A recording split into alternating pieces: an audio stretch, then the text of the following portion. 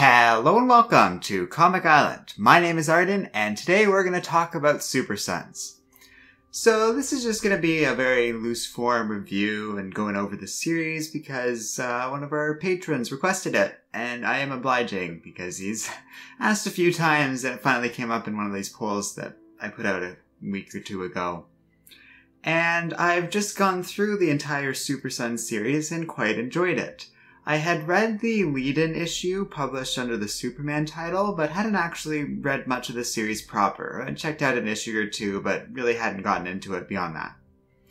It impressed me at first when I had read those earlier issues, but didn't really surprise me. I kind of knew what to expect out of it, given that I had read the preview issue in the Superman comic, and that whole Superman series is by Tomasi, who writes Super Sons, so it wasn't really going to surprise me in that regard. When I sat down and actually started going through the series, I really liked it because I really like Tomasi's writing in general, and especially with Superman, and even more so with Damian Wayne. It was a good fit, and it's very fun to see Damian and John kind of bounce out and off each other, and they have a fun dynamic. It's like a accentuated version of Batman and Superman, because both of these boys are very much trying to emulate their idea of their own fathers. So Damian's very, basically the harshest parody of Batman there is, where he's very over the top and secretive and trying to go his own way and thinks of himself as the very best and doesn't need to learn from anyone. While John is always trying to exemplify the good, yet he's also very young, and the difference between these two, where Damian's 13 and John is 10, shows. John acts like a 10-year-old throughout this series, and it's a lot of fun to see. My favorite example of that being when he runs into Lois at one point while she's with a friend, and he's out as Superboy, and he just instantly changes right in front of his mother. Not in a, obvious giving it away sort of sense, but in more of he shrinks a little bit and just is like, oh no, it's mom. It's a very cute little moment that felt very real for a 10-year-old boy, and that's something Tomasi's always done a really good job at. Grant Morrison introduced Damian well and showed us a child not raised under normal circumstances. But what I like about Tomasi is he's bringing the character into a more boyish light. Damian's had time to come out of his shell a little bit and move past the horrible things he grew up around. And Super Sons is kind of all about that. These two boys start out really not trusting each other in the series. By issue 14, there's a real bond, and Damian even is confessing some pretty serious stuff in him. So all of that is great. The Super Sons series is a lot of fun, and I would definitely recommend it. There's a lot of really cool arcs.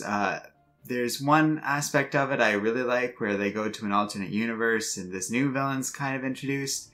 And he has a very great turnabout with him. I don't want to give anything else away, but it was just a wonderful moment and really well put together overall. The art's great too, especially when it's done between Tomasi and, what's his name? Jorge Jimenez, I believe is how you pronounce his name. Those two have worked together a lot in the Superman series, along with their colorist, and that art team is awesome. It's very strong and has a vivid sense to it, and it's got good emotion while retaining a sort of cartoon, lackadaisical feel to it. It's a fun, light comic to read when he does it. That's all great until he stops drawing for the series around issue 9, and then the art is a jarring jump. And that's one downside with Rebirth in general. There's a ton of benefits, and I don't begrudge DC in the slightest for rotating through your artists. It's amazing to me when we have these artists that can stay long-term with the series month to month, and a lot of these DC titles publish every 2 weeks. So you gotta give them flexibility, but sometimes it takes some getting used to when you get really into an artist and writer and all of a sudden it's different. That all being said, all the artists are really strong. There's a couple of errors here and there that I noticed, and one splash page that the design of the eye movements, so every comic page, artist should be thinking about where the viewer, or reader I guess, is looking at the page, and it should have a natural draw to it. They break that in one panel really badly, and it throws me off so much. But otherwise, it's mostly good art. And what really draws it to me is just the characters. This is a very fun, all-ages comic. And what I like about that is it's not beyond merit for like a fully grown adult like me to enjoy, because there's depth to it. This is about a boy who has endured abuse, the likes of which is difficult to compare to certainly anyone I know in real life, but just in general. Like, he was raised to be an assassin since he was a toddler. Damien's not going to be normal. And then he gets paired off with this boy who's lived, relatively speaking, a very normal and sheltered life. Jonathan's been through some stuff, certainly, and he hasn't, strictly speaking, had the most normal of lives, but very much like Superman, he's had this American ideal nuclear family situation where he was away from all this superhero stuff for a long time while they were living in hiding. And only now is he starting to get into his powers and learning to deal with that. It's also very fun seeing these children working with all the different DC characters and factions and stuff like that. So they have a great little run with the Teen Titans that I quite enjoyed. Lex Luthor has an awesome part in this story. And then, of course, the parents are always important. But even the larger developments around the comics, like it's a fun moment within Super Sons when in the Superman comics, John learns to fly. They do adapt that and even kind of draw on Damien, who once had powers and was able to fly, and John sort of takes him out on the truck and is like, this is how fun it is, and Damien admits that he does enjoy it. This comic's full of cute moments, but also funny stuff. It's tough to make me laugh when reading a comic, because I'm just sitting here alone reading a book. It's easier to laugh when you're watching a TV show with friends or something like that. In that context, a genuinely funny comic can't make me laugh, but this one made me laugh a few times. One example of that would be my favorite moment in all of this, where Damien turns to Batman because Batman tracked him down or something, and he goes, "How would you like it if I followed you around everywhere you went and listened to all your conversations?" And Batman turns to him and goes, "You do that. You do that all the time." And then there's another moment later in that issue where Batman jokingly admits, to Superman, that he'd love to switch sons if given the opportunity, given how difficult Damien can be. A joke, but a funny and amusing little detail. Because Damien isn't insane, and can be a little abrasive if you don't put his actions and behavior in context. If you try and treat him like the world's edgiest kid, like he presents himself, then he's going to be an annoying character. But if you understand that's all an affront and an act because of the way he was raised and his just general grouchy attitude and stuff, it's a lot more relatable. I'm not like that, but there's people like that, and I feel like this series really understands Damien's character. So, after all that praise, and Super Sons deserves that praise, it's a lot of fun and I definitely recommend it. It's unfortunate to know that this series has been cancelled. So, issue 14 is out, and then there's going to be 2 more, and with issue 16, Super Sons will be ending. And that sucks, but there's a couple details to this that make it less of a troublesome news topic. So, for one thing, I'm not entirely convinced this is about sales. 2 things are happening that necessitated DC to cancel this title.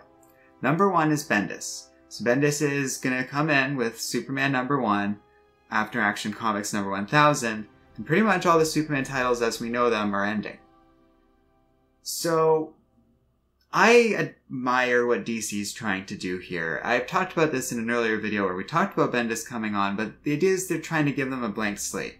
Since that video's come out, we've had even more pieces of evidence trickle in. So, for example, Luthor's apparently becoming a villain again.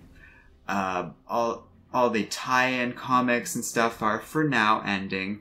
And, like, Superman's living back in Metropolis once more. They're trying to make it as close to back to normal as they can without throwing away, like, the marriage to Lois and the existence of John Kent and all that stuff.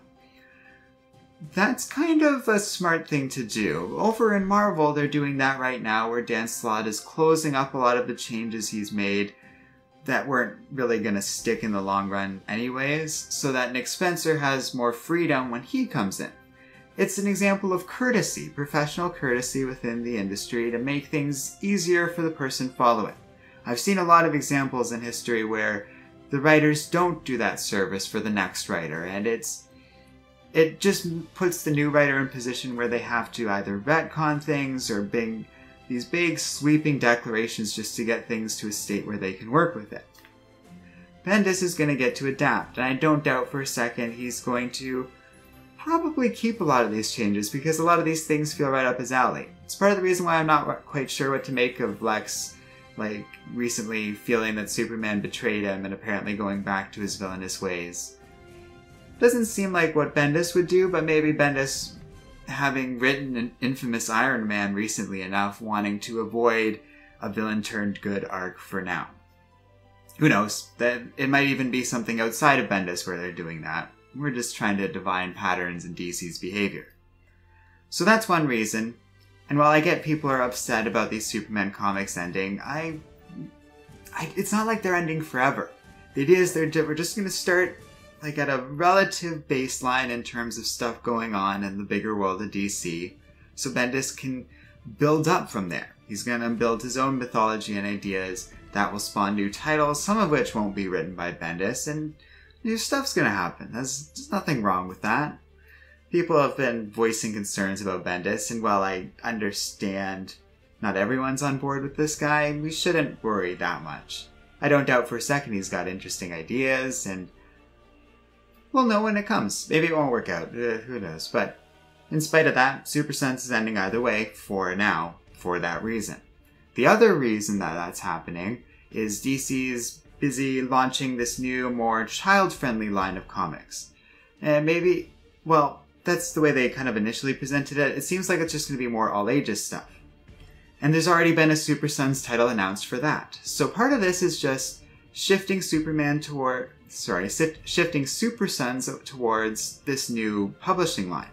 And that makes a lot of sense because Super Sons, like I said, is already an all-ages comic.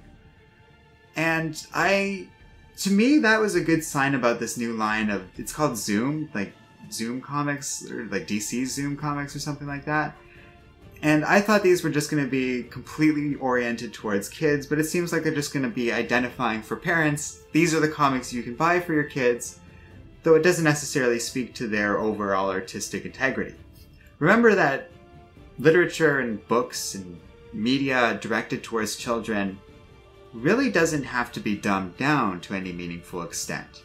You pull back on maturity, you pull back on gore, violence, all the other more adult stuff, and otherwise you treat it like a mature subject matter or a fun story or whatever you want it to be, but you don't change your writing content or quality otherwise unless you're writing for the very young.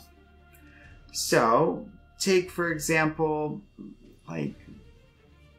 Avatar: The Last Airbender or something like that. It can be made and written with a lot of sophistication and integrity and still be geared towards kids. So I think that's part of the move too.